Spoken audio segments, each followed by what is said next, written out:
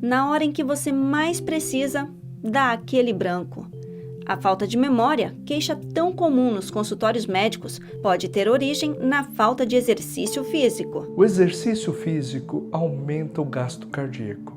Aumentando o gasto cardíaco, aumenta em muito a oxigenação das células.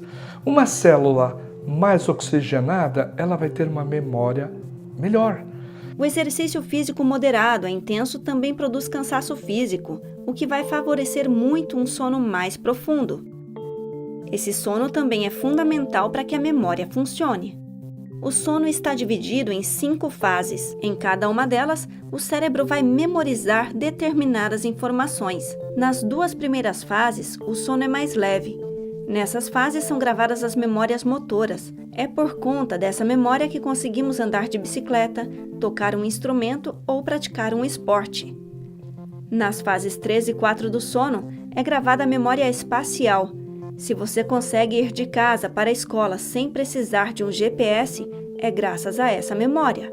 Na última fase do sono, a fase REM, fase em que os sonhos são produzidos, o cérebro trabalha mais para arquivar conteúdos na memória.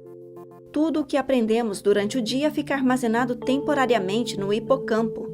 À noite, durante a fase REM do sono, quando a acetilcolina, um neurotransmissor, tem a sua atividade diminuída, nossos neurônios conseguem formar uma espécie de rede e migram para uma outra região do cérebro, o neocórtex. Nessa região é armazenada a memória de longo prazo.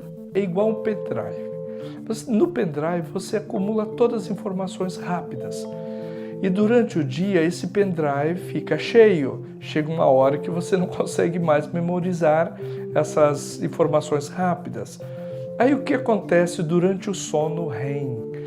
Essa memória de curto prazo, que está lá no pendrive, ela passa para o nosso córtex cerebral. O nosso córtex é como se fosse o HD do computador. Ela passa do pendrive para o HD. Ou seja, lá no córtex cerebral, ela tem a memória definitiva. Passar pelas 5 fases do sono é fundamental para que a memória seja fixada bem. E as dicas para você ter um sono mais profundo são: pratique exercícios físicos, alimente-se bem e sem exageros, principalmente nas horas que antecedem o sono, e vá para a cama antes das 10 da noite. Você consegue se lembrar disso?